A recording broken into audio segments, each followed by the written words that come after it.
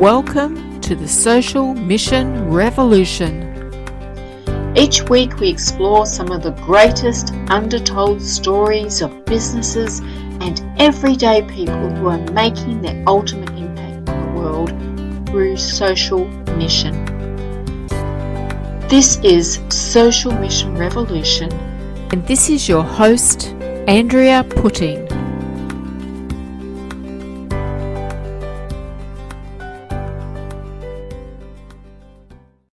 Welcome to the Social Mission Revolution. I'm here today with Sean Bell, and I'm thrilled to have Sean on because he is an inspiring young man who is out to make a big difference in the world, showing us that when you have a bad news in your life, you can turn that into something positive. So welcome, Sean. It's lovely to have you here. Thanks for having me, Andrea. I'm excited to get into it with you. So let's start with my question that I ask everybody. If there was just one thing for you to fight for, what would that be? The number one thing, well, I guess to rephrase that a little bit, the number one message that I have for the world, the number one thing, the most important thing for me to get across to people is chase your dreams now, we're not promised tomorrow. And that's because when I lost my friend and teammate in 2016 as a healthy 18-year-old that simply went to bed and didn't wake up, it just changed my life, and it changed it in so many ways. And I think that was the biggest learning that I took away, that every day is a gift and that we never know what could be our last day because, while it's rare what happened to him, it can happen to anyone. And I think when you live life as if it could be your last day every single day, you have much greater appreciation. You spend more time with the people you love and doing the things that you love as well. So that's the most important thing. And I guess for me, it would be something I could fight for if everyone did more of the things they love. And I know in many cases it's easier to say than do sometimes. I know a lot of people who are older say, well, you're 22, you're running and doing what you can, but that's because you live at home still and all of these things. But I think if people just understood it from a slightly different perspective, that becoming clearer on what their priorities are and what their dreams are, and I think then, spending more time. Maybe if they are older and they have that job they're locked into or something like that, it's just spending that 30 minutes a day completely with their family, phone away, or giving themselves that personal time for yoga or something like that. But just rephrasing it to help other people do more of the things important to them. That's a wonderful thing to fight for, is to give those. It's because we get lost in our day-to-day life, and I think at this time we've kind of been reminded that everything can change in a split second. One day we're doing something, going about our life, and the next day we're all in lockdown, so everything changes. Yeah, that's what I think. Obviously, there's so much tragedy with this situation, and it's so hard for so many people. But that's one thing that I have found talking to people. They're finding more time for these things. That it might be, just doing puzzles with their family members, or doing something they love, like reading, or doing some yoga or whatever it may be. Realizing that some of these things that they weren't doing until this situation hit, and then I get that so many people have heaps of free time now if they're off work and things like that, and it's not always going to be that way. But when they've realised that it's become more of a priority, then they can take that forward once this situation does finish. And, if right now they're spending 2 hours a day watching movies with their family or whatever it may be, maybe they can spend that half an hour, or just realise that something is important to them and do more of it. I'd love you to share some of your story with us, Sean, and so we can talk about what it is your social mission is all about. So you mentioned a little bit about it, so can we just go a little bit deeper into that to share with people why you have a passionate mission that you're on? Yeah, so firstly, when my teammate passed away in 2016, as I said, it completely changed my life, and I the next year, I'd always been a footballer. So I'd played football. I'm only 22 now, but from when I was 6 until I was 19, that was all I ever did. If you saw me and you didn't know me, I would always have a football in my hands. It was the first thing I would talk about to everyone. And in many ways, it was my life. And in 2017, I lost my passion for playing football. And I don't know if people say to me, is it because you lost your teammate and things like that? And it's hard to put it down to one thing, but I think it definitely played a big part in it because football is such that mateship environment, and to lose a teammate was really tough. And the next year I was the captain of the team. We went undefeated and won the grand final. And so to the others, it looked like the perfect year, but I realized I wasn't loving it anymore. And I decided to shift my focus to marathon running and fell in love with that. And I took that love for marathon running to a greater level when I started running for a purpose or running for something bigger than myself. And that's where I connected, I guess, my love for running to also my love for my teammate. And I started Jog for Joey, in which last year I ran 50 marathons in 50 days. Yeah. Oh, that just astounds me. To run 50 marathons in 50 days.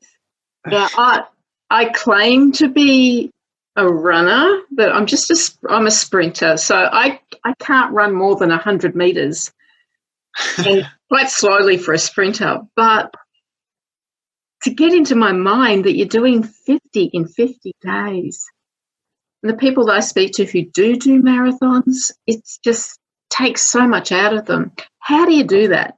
How do you keep that up? Yeah, well, with the 50 marathons, I had to look at it like that it was Jog for Joey. And so within that, that's what I called it, because that was the message I wanted to put across to people, that this isn't about me. And so to be able to actually achieve this and back it up every single day, it's going to be a jog. I'm going to drop my pace a lot. So when I run my fastest marathon to date so far is 3 hours, 15 minutes.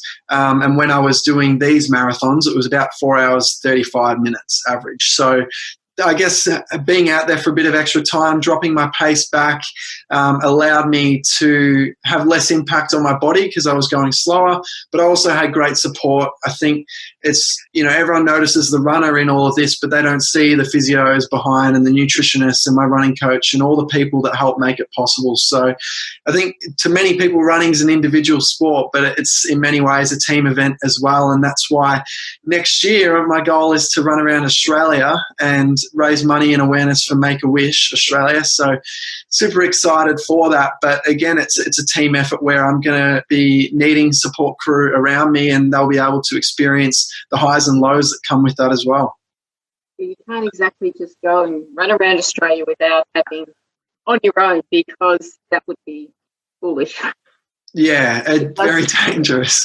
Yeah, I think having a support crew will allow me to focus on just running, and obviously to do that around Australia, it's about 14,000 kilometres, so it's going to be a massive hit on my mind, my body. And so if we can, I guess, limit the jobs that I have to do and make it my sole job, my sole purpose is to run, rest and recover each day to make sure that I can keep going with that. And I have a team of people around me doing things like cooking and washing and driving, social media, all just day-to-day jobs that will allow me to be at my best to hopefully get this done and raise a lot of money and awareness for Make-A-Wish as well. Yeah, it comes down to that thing about everyone doing the things that they're the best at and just focusing on that. Yeah. That allows the whole thing to come together and become possible, doesn't it? Absolutely. And I think the most special part of all of this, which I definitely didn't realise, I guess, the impact that it would have had on my own little community, the 50 marathons in 50 days, but we had 200 runners with me on the last day. Well, 200 people either walking or running. I just went to the footy oval where I played with my teammate and ran around in circles. So that way it was a great opportunity, because obviously everyone's at different fitness levels, and some could walk for a little bit and some could run a lot with me, and they could just come up and be a part of it. And if they didn't want to do either, then they could socialise and have a barbecue and things like that. So I guess the community involvement and the ability to get people together for a common cause was the most special part of all of this. And then for me, the most fulfilling was seeing others achieve personal bests and knowing through what I was doing, it helped give other people belief that they too could take their running to another level. And nearly every single day, and I'm not just saying that, it was nearly every single day, we had people achieve personal bests with their running. And on day 49, I had 3 friends complete their first marathon by my side. So that was really special too. That is special because, like I said, I do a tiny bit of running. However, I'm constantly inspired by the people that I run with. I go to a masters running club, so that I'm inspired by 80-year-olds who run further than I do.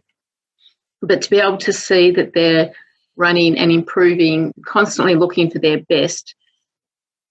But it's that idea of at any stage in our life we can go out there and we can continue to do things. We can continue to move forward and make a difference in our own lives, and then what that brings to other aspects of our lives. Yeah, definitely. And yeah, I think exactly right. It really does create a ripple effect. And as you said, if you can just focus on your strengths in many ways, if people can pull together, it's amazing what you can accomplish in that, whether it be team or community. And it's, really special that I think many people don't think they can make a difference, but it's if they just do the thing that they're great at and that gives them the most fulfillment. And I guess when you do the things that you are really passionate about, you're going to do well. So if more people did that sort of thing, not only are they going to live happier and more fulfilled lives, but they're going to have a greater impact on the people around them as well. So how do you keep your passion up when you're doing something that's so long, so enduring that you've got to just keep going? How do you keep your passion and your motivation up? Yeah, that's a great question. I think there's always going to be highs and lows with everything. And I definitely had days in the 50 marathons that were more challenging than others. There's little tips that I share with people that really help me. So one was literally, I just had, do you know the song Fix You by Coldplay?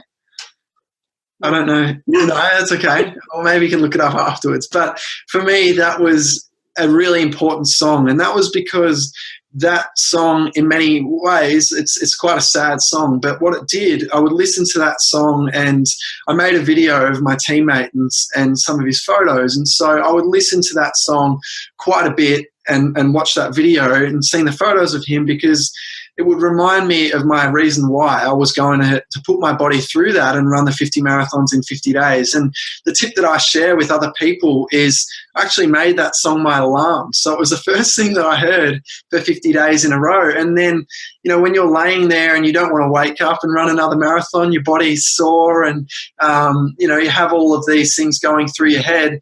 It just straight away reminded me of that video, which then reminded me of my reason why, which was my commitment to him and his family and to the charity that we were supporting, and also to myself in honouring him. So I guess that just helped me get really focused and then go out there and do it. So as I said, it wouldn't have been possible without the support and help of so many, but it all comes down to our reasons why. And if we can make them compelling enough and have these little things, whether it's music for you or maybe just writing it down every day and a little reminder, a couple of little dot points of why you want to do something, it just helps keep the momentum in the highs and the lows.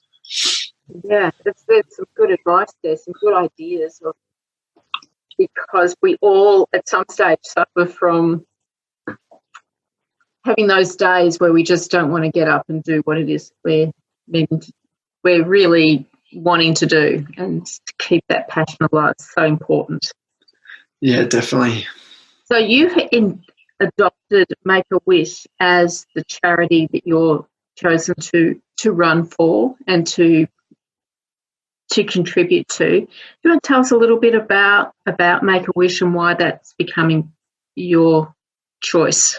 Yeah, for sure. So as I said, the number one lesson, the biggest thing that I learned in losing my teammate was that we must chase our dreams, that we're not promised tomorrow, and we must do the things that's most important to us, and obviously spend more time with the people we love and things like that. And Make-A-Wish, why I think they're so amazing is they literally, their job, what they do is help kids achieve their number one wish. So for them, it might be they've never been to the snow and they want to go to Canada to experience the snow. And Make-A-Wish realise that it's not just the kid battling the illness, but also the family. Let's bring everyone across to Canada and make it possible for them. Or it might be just to meet their role models, say an AFL football team, or get a puppy. There's so many different wishes, but I think the biggest thing, as I said, that's what I learned. And when my teammate passed away, well, my dream became to honour him and run around Australia. So I've actually came up with that back in 2018, that I wanted to run around Australia in 2021.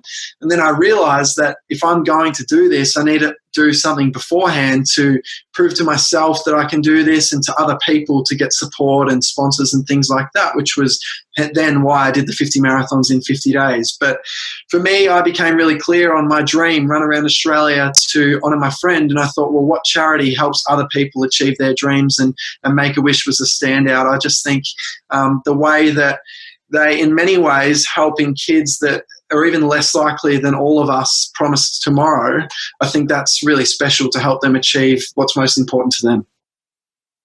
Yeah, it is a great charity. I have followed them for many years now and seen what some of the work that they've done. And it does make such an impact on people's lives to have that opportunity, especially when their families have gone through such trying times, for them to be able to come together and have their child have that experience that they couldn't provide them is just so special. Yeah, it's incredible, and I'm really excited to do this challenge and hopefully pull off this run around Australia and see all these wishes come true for these kids. So you're going to need some extra support along the way to do this, and you want people to be able to give to Make-A-Wish so that they can to make this all worthwhile, to make it happen. So how can people get involved and help you do this?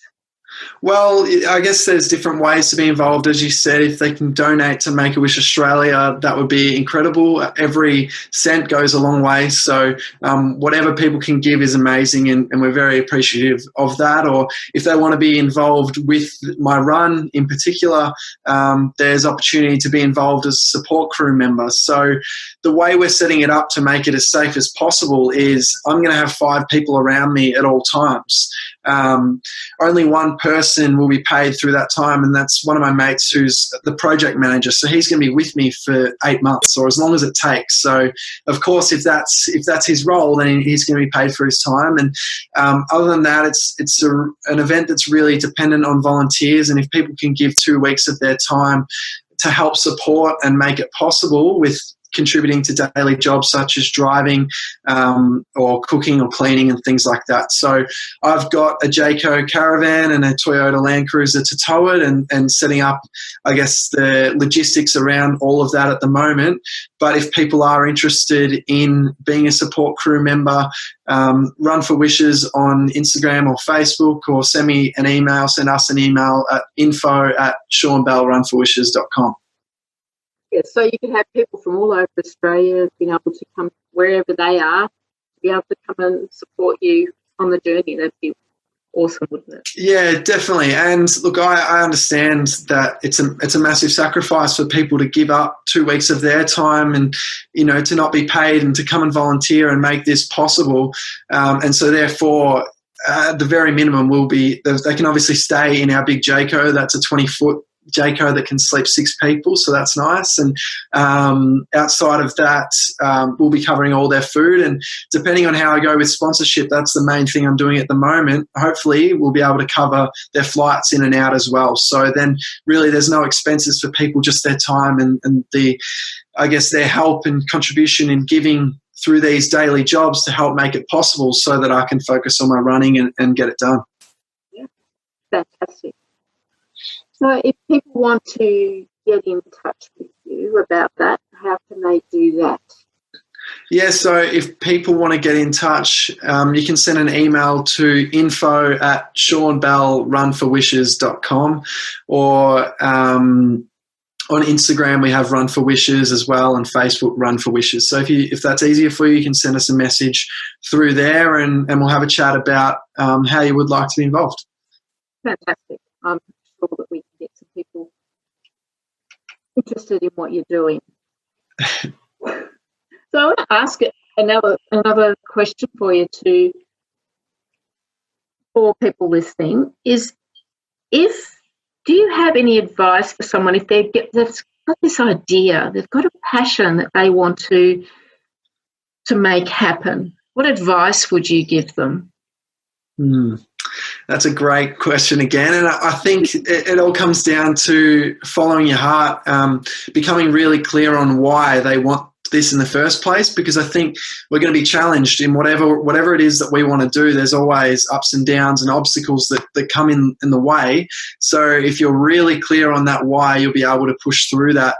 It's I'm actually working now with Warren as helping me with my keynote, and it's going really well. And one thing that I want to give people is a formula to how to chase their dreams, and I guess turn the things that they want within their heart into a goal, and then turn that goal into success. So that's a formula that we've just developed together that was actually what I did to achieve the 50 marathons in 50 days. So only looking back, we realized this was what I did. And I guess to share that very quickly, number one would just be, step number one is becoming very clear on your reasons why, as I said, because when you have a strong enough why, you'll find a way.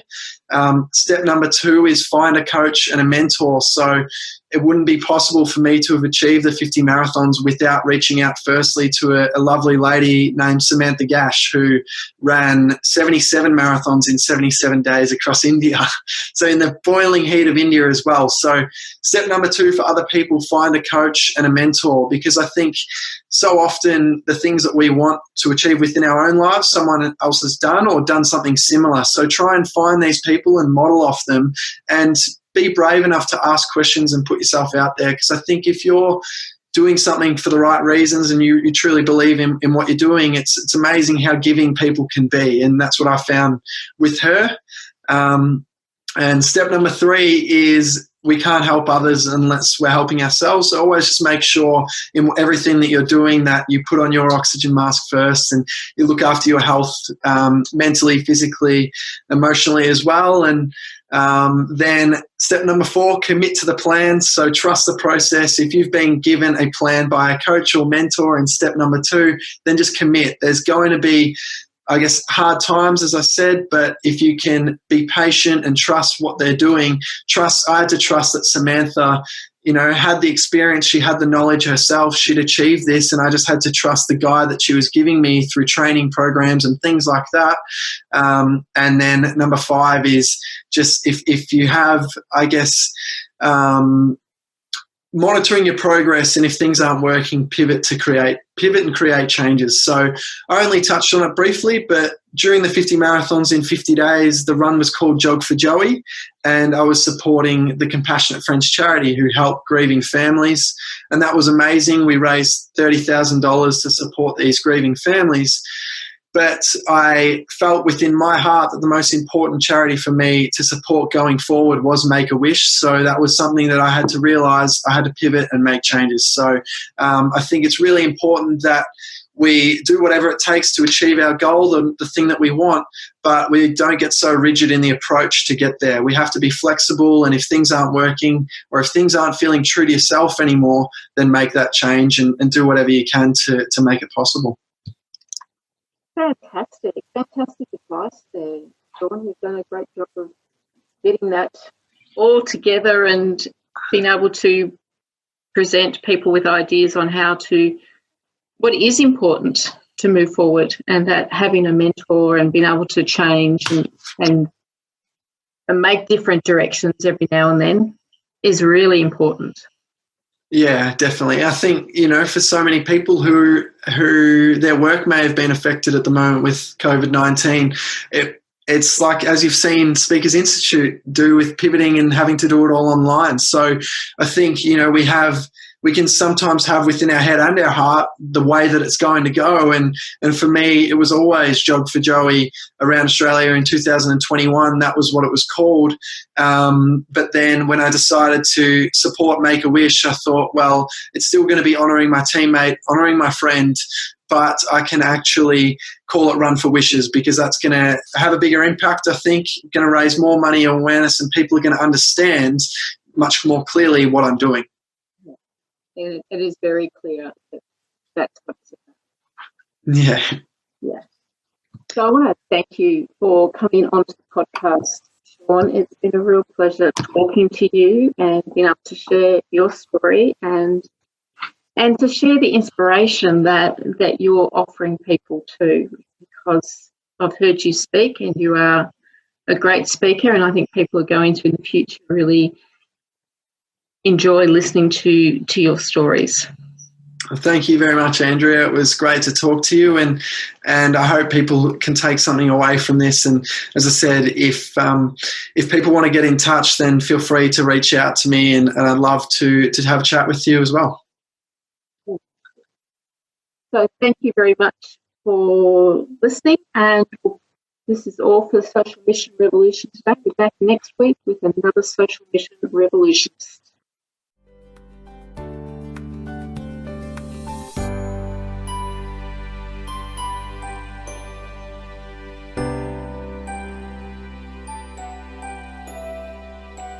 This has been the Social Mission Revolution with Andrea Putting. Join me again next week when we'll speak to another social mission revolutionist who will inspire you on your journey to making your ultimate impact on the world.